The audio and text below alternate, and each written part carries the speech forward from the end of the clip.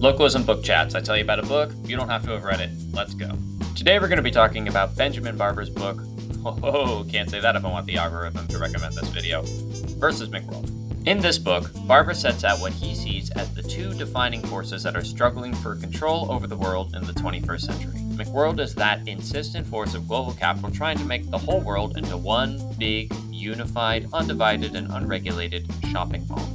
McWorld's end goal is a world where there's no countries, no divisions, no boundaries, no regulations. Just one body of consumers united under capitalism with Cokes and Big Macs for all.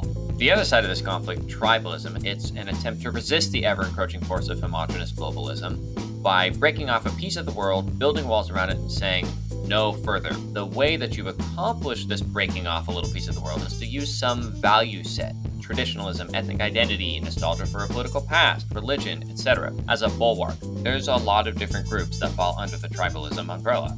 Yeah, unsurprisingly given the title of the book, this could include stuff like radical Islam. But you definitely don't need to have this religious bent to be on the tribalism side of the McWorld versus tribalism fight.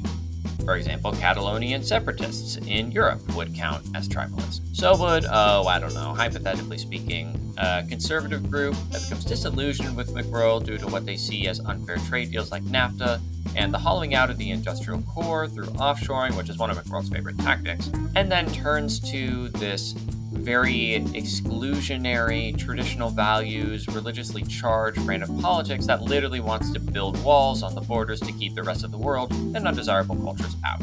It's easy to see how these two sides could come into conflict, but one of the most interesting things about the McWorld versus tribalism dynamic is that McWorld and tribalism also sometimes reinforce each other. For example, McWorld might parasitize onto elements of identity that are bound up in tribalism. Think your Bud Light can having an American flag on it around the 4th of July.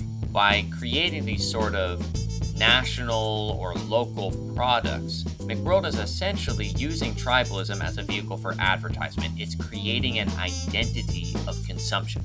On the other side, tribalism can use the instrumentalities of McWorld in order to develop identities that, without access to those instrumentalities, wouldn't be possible. Think Fox News, which is very much a McWorld entity, creating and solidifying a kind of tribalist conservative identity among American viewers. To be clear, this is not a good guy versus bad guy kind of situation. McWorld and tribalism are both fucked up in their own ways, and we don't want either of these sides winning the war for the soul of the 21st century. So, how do we stop them? Well, Barber and I arguably agree. Localism is the way to avoid falling into either of these traps. And to learn exactly why, come back in a week or two when we'll do Book Chat Part 2 on Barber's McWorld.